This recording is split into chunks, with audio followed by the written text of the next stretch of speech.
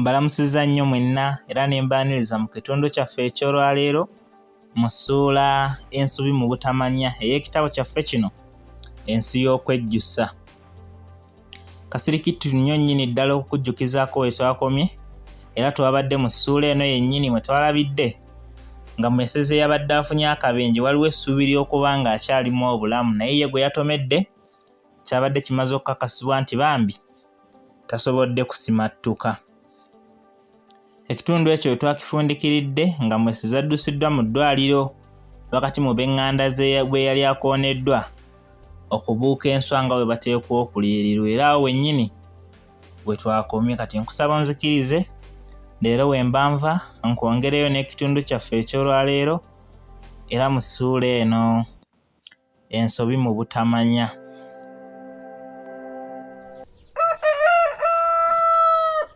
Mwesezi yateekebwa ku ppiki y'abasirikale, omu n'agidda mu mitambo ate omulala n'amukwatirira bw'ekyo mu kikka ekingi n'evaawo. Abaaliwo baalekwa banyeenya mutwe era ng'abamu tebakkiriza nti ekyo kyali kisoboka. Wadde ppiki eno yali ekuliridde naye yali ekyasobola okuwenyuka era emisinde kwe yagendera nga gibula kusinga gya mmotoka eyali ekoze akabenje. Mu kaseera kano Ssuubi eyali mu ddwaliro yali mu kwebuuza kiki ekirwisizzaayo munne mpozi n'okumwesunga. Ekyamubagula okukubira bba essimu emuyita mu mbeera eyo, Mwesezi yali yaakasimbula Mukama n'asobozesa Ssuubi kyenkana okuddira ddala engulu. Era bwe yafuna oluyingo amangu ago n'abuuza omusawo eyamuliko bulwadde nnabaki obwamuleetedde okubeera mu ddwaliro. Eyali abuuziddwa teyeesamba kibuuzo n'asalawo omulwadde amutegeeze byonna, wabula wakati mu mboozi yamwesiimisa olw'okuba n'omusajja omwawufu obw'enkula eyo. Anti mbu ye yali talabangako musajja awotoka ng'alwazizza mukyala we ng'ono bwe yali akoze. Yamutegeeza ng'obwedda Mwesezi bw'agira n'akulukusa ne ku maziga ekiraga engeri gye yeetaagamu munne, ate nti n'obwedda buli ekimutumibwa nga kigendererwamu okuzza obulamu bwa munne ng'akikola na misinde. Nga ne ku bbanga eryo lyonna musajja wattu yali talabidde wako ng'alya oba ng'anywa ekintu kyonna, n'okwebaka nti otulo yeebakanga twa nkoko nga tabulizaako, si kumuyita nga waliwo ekimwetaagisa ng'ate yeebase. Ng'awulidde bino Ssuubi essanyu ly'okwagala lyayagala okumumeza ebiyengeyenge mu mmunye era awo omutima we gwatandikira okumuluma ekiyitiridde nga gumulumira bba ataaliwo. Yali tamanyi munne agenda kudda ddi ate ng'omukwano gw'alina munafu okugumiikiriza wonna w'anaddira. Bw'atyo kwe kusaba omusawo eyali amunyumirizza amuyambe akubire ku bba amupapyajje ng'enteekateeka z'okumwebaza tezinnaseebengerera. Wabula omusawo bwe yakuba essimu yayogera bibale, essimu ya Mwesezi n'evaako nga mpaawo nnyo kyogeddwa era mu kaseera ako bangi n'emusawo baali tebeekakasa oba obubaka bwe baweerezza butegeerekese era nga n'okutegeerwa bategeddwa nti be bo. Wabula wadde gwali bwe gutyo naye Ssuubi yasalawo akuumire amaaso wabweru okutuusa nga munnagguse. Emmunye ze nga zitandise okunafuwa era ng'amaaso goolekera okukoowa okulinda eyali tatuuka, Ssuubi yagenda okulengera akapiki akattunka ng'ekikoomi nga katuuka mu luggya lw'eddwaliro. Teyakafaako nnyo kuba yali ategeezeddwa nti bba yali yagendedde mu mmotoka era mwe yali amusuubira okuddira. Olw'okuba yali mu ddwaliro, eby'okuleeta abalwadde abalebaaleba ng'eyali ku kapiki kano yali abisuubira era tekyamulya nnyo birowoozo n'asigala okulinda gwe yali akuumidde ebbanga. Abaali baleese omulwadde baapapanga bwe bayinza ne bamuyingiza mu ddwaliro era engeri gye baali ab'obuyinza tebaasaba mpozi okulagira abasawo okusambyasambyaako ng'aziika muggya we okulaba nga wabaawo kye bataasa. Ekituufu ku basawo 10 abaali ku ddwaliro lino, ekitono 6 mwesezi baasangibwa baamulabyeko dda era beekanga nnyo okulaba ng'eyagenze avuga bamuleese biwalattaka. Abasawo abaakwasibwa mwesezi omukulu yali Dr. Alice yennyini eyali yakubidde mwesezi essaawa ng'emu emabega. Ono ebigambo byali bimuweddeko era ng'ali mu kweyaliikirirako Ssuubi eyali alindiridde gwe yali tamanyi nti obulamu asigazza butono nnyo ng'amazima ga bannabyabufuzi.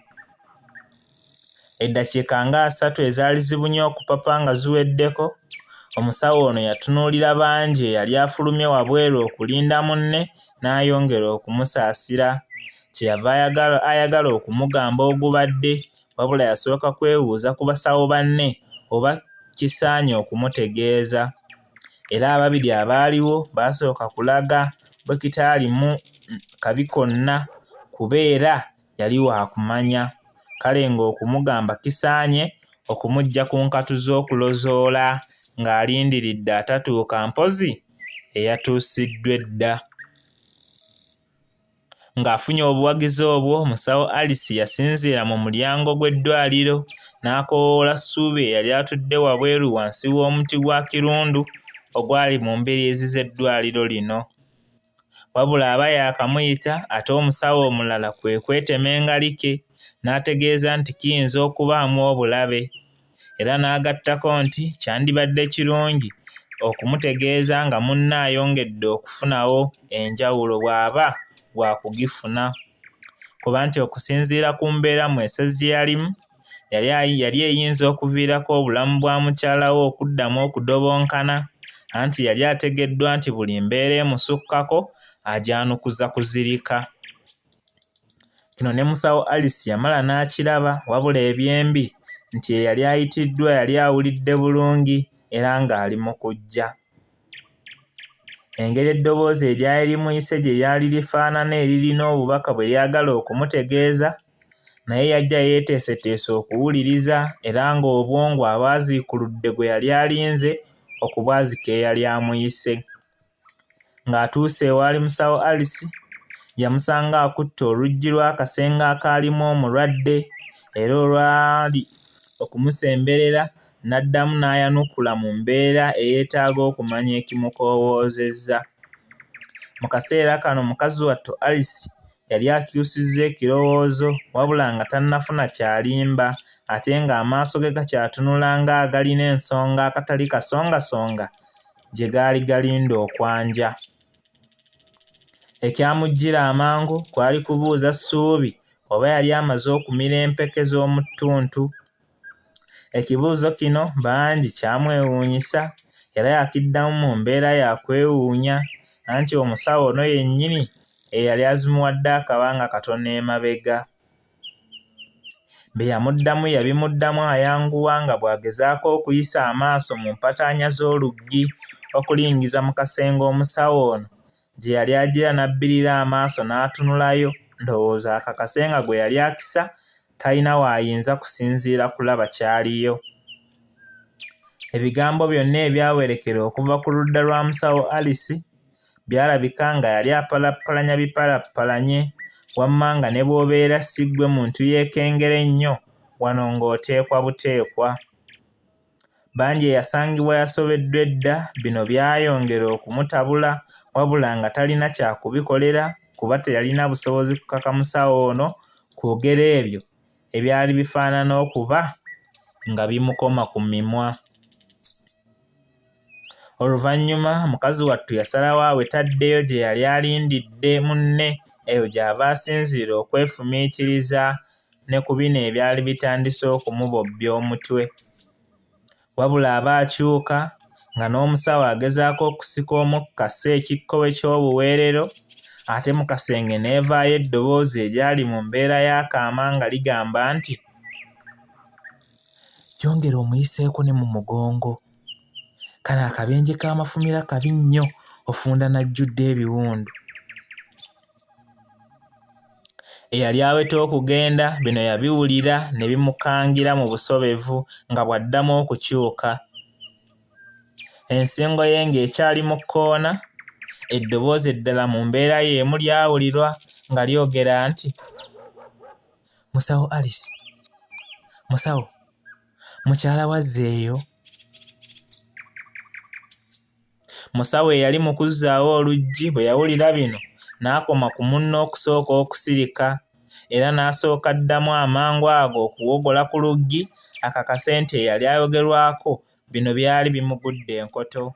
Wabula agenda okumaliriza okutonderawo amaaso g'omwagaanya mu mulyango ng'akyukira ku g'abanja agaali gatunuza okutya n'obusobevu kyenkana byokka. Suubi teyakoma ku kyakukyusa mutwe gwokka, wabula yenna yakyukira ddala asembera alabe oba ebyali bimusizeemu okutya byalina akakwate ku bye yali alowooza. Ku luno omusawo Alice teyanyega, mpozi yatabuti luggi Suubi n'ayingira wabula ng'entunnunsi zimulakaasira ziggunda. Abaasangibwa munda kino tebaalina kyakukikolera anti nga tebaamubikke yenna ayinza okuzirika, era baaleka bulesi Suubi ne yeetegereza ekyamukubya ogw'omwanguka nga bw'asembera ewaali munne.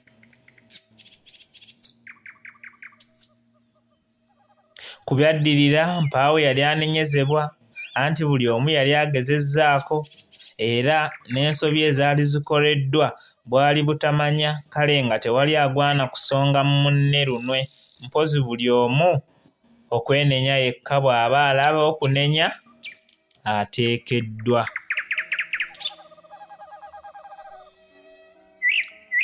Ampuliriza omulungi. Bwe tutyo bwe tufundikidde ekitundu kyaffe era essuula yaffe ensobi mu butamanya yo bwetyo bwerabise.